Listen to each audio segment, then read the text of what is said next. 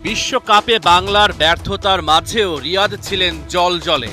অভিজ্ঞ ব্যাটার দুনিয়ার নজর টানে, অথচ তিনি দলে হয়ে পড়েছিলেন ব্রাত্য।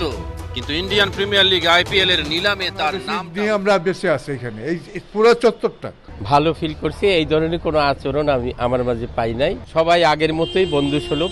বাংলাদেশের সঙ্গে আমাদের এত সম্পর্ক ভালো, বাংলাদেশকে আমরা বিদেশি। আসসালামু আলাইকুম সুপ্রিয় দর্শক বন্ধুরা, অবশেষে সকল বাধা পেরিয়ে আইপিএল এর খাতায় নাম লিখিয়েছেন মাহমুদুল্লাহ রিয়াদ। তবে কি শেষ পর্যন্ত আইপিএল খেলার ভাগ্য হবে? দর্শক বন্ধুরা, ভারত যখন বিশ্বকাপে হেরেছিল তখন সারা দেশে ব্যাপক উন্মাদনা সৃষ্টি হয়েছিল এবং সেই সাথে ভারত হারাকে কেন্দ্র করে বাংলাদেশে ঈদের উৎসব সৃষ্টি হয়েছিল। আর সেই ঘটনাকে কেন্দ্র করে এখন দু দেশের মধ্যে ব্যাপক অস্থিরতা রয়েছে।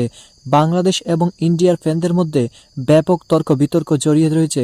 তো দর্শক বন্ধুরা, তাহলে কি শেষ পর্যন্ত সকল বাধা পেরিয়ে বাংলাদেশ থেকে কোনো ক্রিকেটার এবারের আসরে খেলতে পারবেন? তো দর্শক বন্ধুরা, এবার সেই সকল বিষয়গুলিকে কেন্দ্র করে আপনাদের মাঝে অত্যন্ত গুরুত্বপূর্ণ কিছু তথ্য তুলে ধরেছি। আপনারা সেই তথ্যগুলো জানলে বুঝতে পারবেন তাহলে কি শেষ পর্যন্ত বাংলাদেশের কোনো প্লেয়ার সুযোগ পেতে যাচ্ছেন আইপিএলে। তো দর্শক বন্ধুরা, চলুন আমরা সেই সকল বিষয়গুলো পরিপূর্ণ জেনে নিই।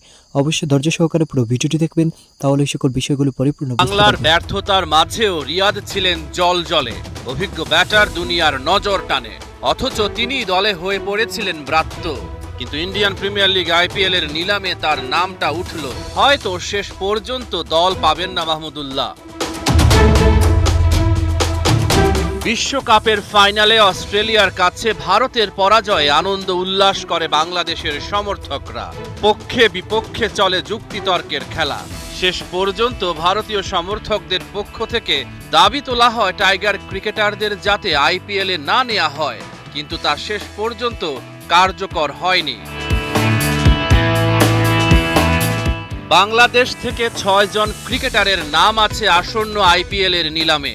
রিয়াদ ছাড়া বাকিরা হলেন হাসান মাহমুদ, শরীফুল ইসলাম, মেহেদী হাসান মিরাজ, মুস্তাফিজুর রহমান এবং তাসকিন আহমেদ।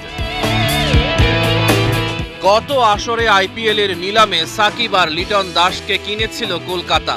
এক ম্যাচ খেলেই শেষ হয়েছিল লিটনের যাত্রা, আর সাকিব খেলতেই যাননি। এবার দুজনকেই ছেড়ে দেয় দলটি। নিলামে অবশ্য থাকার সুযোগ ছিল, তবে সেই সুযোগ গ্রহণ করেননি তারা। চলতি মাসে দুবাইয়ে হতে যাওয়া আইপিএল এর নিলামের জন্য 1166 জন ক্রিকেটার নিজেদের নাম পাঠিয়েছেন। তাতে বাংলাদেশের ক্রিকেটারদের মধ্যে সর্বোচ্চ 2 কোটি ভিত্তিমূল্য মুস্তাফিজুর রহমানের, যাকে এবার ছেড়ে দেয় দিল্লি ক্যাপিটালস। নিলামে আকর্ষণীয় নাম বিশ্বকাপ মাতানো তারকা Mitchell Starc, Pat Cummins, Travis Head, Daryl Mitchell এবং রাচিন রবীন্দ্র। এদিকে নারীদের আইপিএল এর ড্রাফটে নাম লিখিয়েছেন বাংলাদেশ নারী দলের 2 ক্রিকেটার, স্পিন অলরাউন্ডার রাবেয়া খান আর পেসার মারুফা। বাংলাদেশি নিয়ে আমরা বেঁচে আছি এখানে, এই পুরো চত্বরটা ভালো ফিল করছি। এই ধরনের কোনো আচরণ আমি আমার মাঝে পাই নাই। সবাই আগের মতোই বন্ধুসুলভ। বাংলাদেশের সঙ্গে আমাদের এত সম্পর্ক ভালো, বাংলাদেশকে আমরা বিদেশি মনে করি না। 19 নভেম্বর নরেন্দ্র মোদী স্টেডিয়ামে বিশ্বকাপ ফাইনালে অস্ট্রেলিয়ার কাছে ভারতের হারের পর বাংলাদেশের বিভিন্ন পেজ, ইউটিউব চ্যানেল, এমনকি কিছু গণমাধ্যমেও উঠে এসেছে এক শ্রেণীর ক্রিকেটার ভক্তদের বাড়াবাড়ি উল্লাস। তাতে বেজায় চটেছেন পশ্চিমবঙ্গের বেশ কয়েকজন ব্লগার এবং কিছু অতি উৎসাহী সামাজিক মাধ্যমের বিপ্লবী। এখন আমাদের বাংলাদেশিদেরকে জ্ঞান দিতে চলে আসছে। দুই দেশের বেশ কয়েকজন কন্টেন্ট ক্রিয়েটর রীতিমতো এই ইস্যুতে নিজের দেশের পক্ষে অবস্থান নিতে গিয়ে অন্য দেশের প্রতি চরম অনাস্থা, ঘৃণা এবং বিদ্বেষমূলক মন্তব্য করেই চলেছেন। এমন ফেসবুক বিপ্লবের আগুনে ঘি ঢালতে শুরু করে কলকাতার কিছু মিডিয়া এবং আন্তর্জাতিক একটি গণমাধ্যমের খবরেও। অটোমেটিক বিকাশ করতে সেট করুন অটোপে। বিকাশ থাকলে আর কি লাগে। এসব খবরে বলা হয় দার্জিলিং এর এক আবাসিক হোটেলে বাংলাদেশি পর্যটকদের করা হয়েছে বয়কট। এমনকি কলকাতা থেকেও বাংলাদেশি পর্যটকদের পাশাপাশি বয়কট করা হবে বাংলাদেশি পণ্য।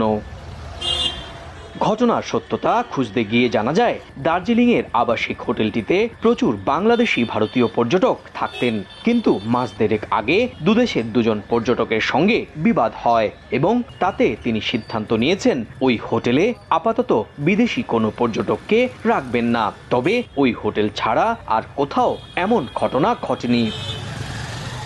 আমরা খোঁজ নেই কলকাতার বাংলাদেশি অধ্যুষিত হোটেল পাড়া এলাকায়। অস্ট্রেলিয়া ভারতের ম্যাচ নিয়ে তৈরি হওয়া তুমুল বিতর্ক চর্চায় অনেকেই ক্ষুব্ধ প্রতিক্রিয়াও জানিয়েছেন।